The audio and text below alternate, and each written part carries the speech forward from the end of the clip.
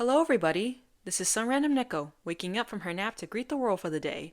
And by greet, I mean brace myself for impact as I finally watched Disney's live-action Snow White since it recently began streaming on Disney Plus, and fed my curiosity with the vain hope that satisfaction would bring me back, because my expectations for this film were 6 feet under, and even then, it barely managed to clear the bar while still finding a way to trip over it.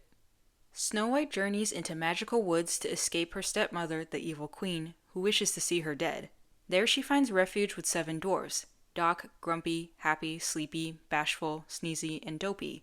She is soon joined by a rogue thief, Jonathan, and his band of bandits who help her on her quest to reclaim her kingdom and bring kindness back to the land.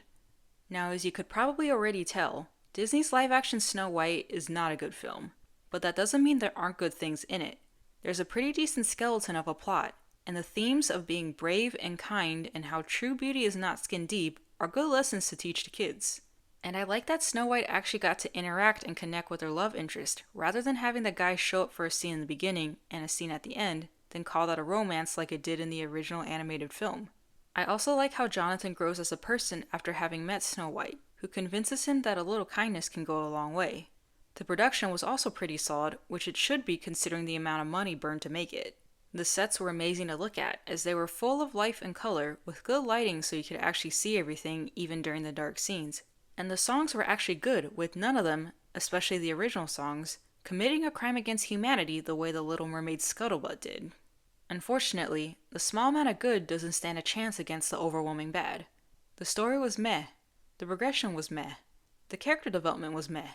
Everything was lacking in substance and suffered from poor execution. It basically told you everything and barely showed you anything, sucking out all the nuance and depth it could have had. Like how the narration just goes on and on so the opening sequence could get away with not doing much to set everything up. Or how Jonathan says it's a sink or swim world out there, but we never see any example of that.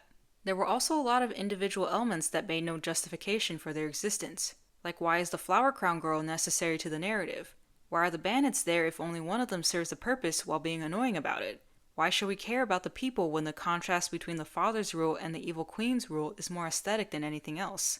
Like the before is colorful and full of singing and dancing and sharing.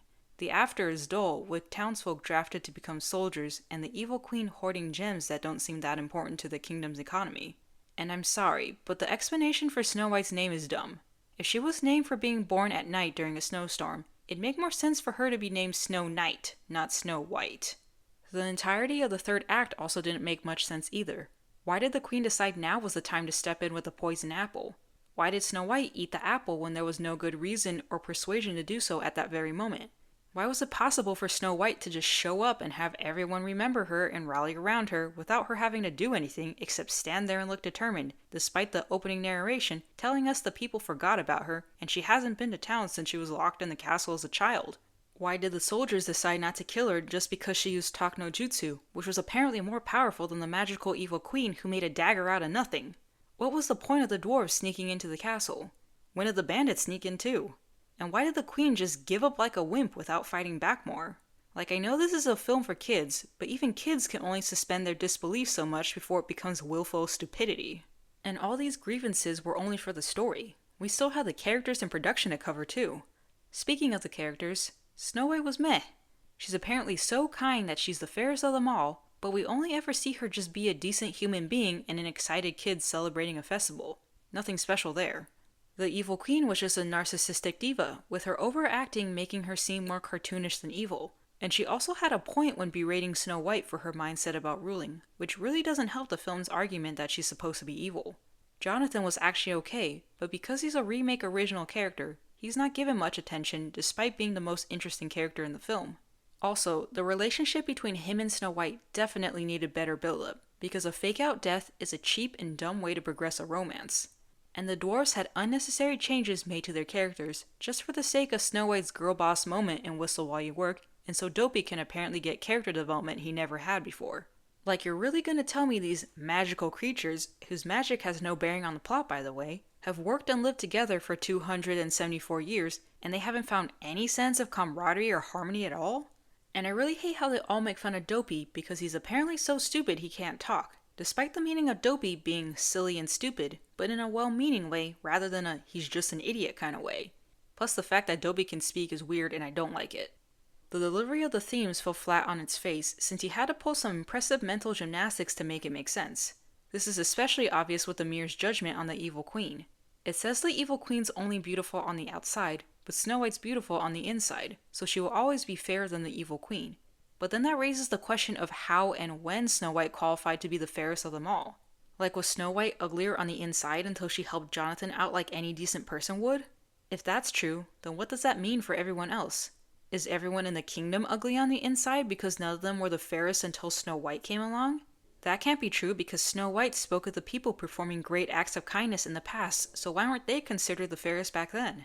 The whole message of Snow White was that her outer and inner beauty matched, whereas the evil queen was beautiful on the outside but ugly on the inside, and that's why Snow White's the fairest of them all. But here it's not really clear what exactly makes someone the fairest, and I don't... This whole thing makes my brain hurt trying to make sense of it, so I'm just gonna move on now. While I mentioned earlier that the production of Snow White was pretty solid, the same can't be said for the CGI, which was a crime against humanity. While you could kind of excuse the animals, there was absolutely no excuse for the dwarves. It was as if they were trying to be cartoonish and hyper-realistic at the same time, which led to a very disturbing uncanny valley that belongs more in a horror film than a Disney fairy tale. And in terms of hair and costume, Snow White's was very unflattering.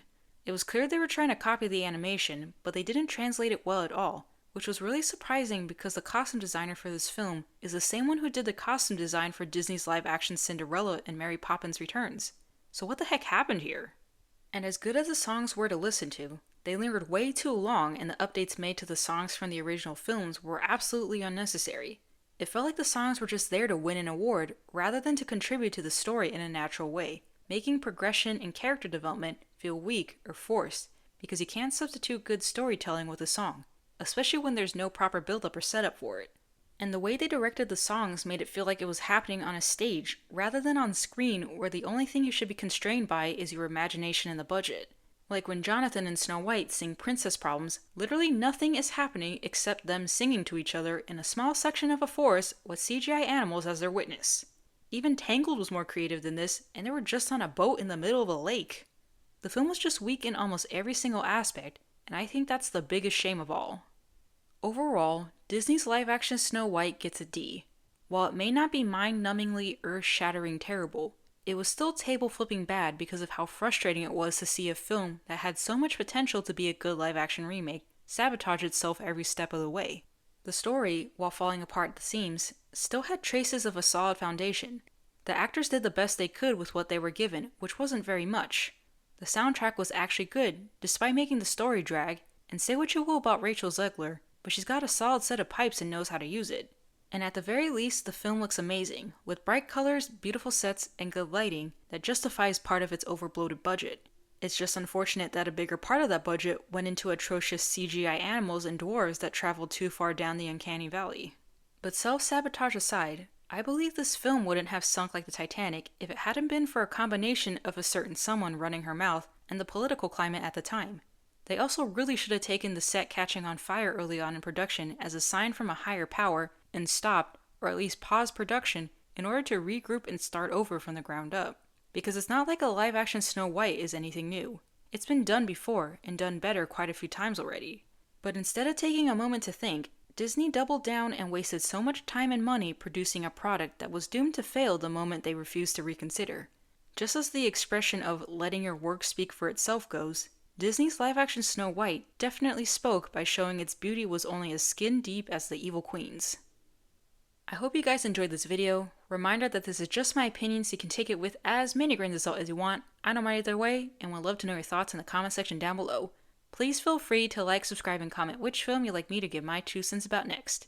Also, this is part 1 of a 2-parter, as this film was egregious enough for me to want to make a video that'll be a what-if rewrite of it, because the plot bunnies demand it, and it's not as if what I come up with will be any worse than what Disney already did. So yeah, I hope you guys will tune in for that when I release it, hopefully sometime late June or early July. Anyways, this is some random Neko going off to cleanse my soul of terrible live-action remakes now. Don't forget to keep calm and just meow.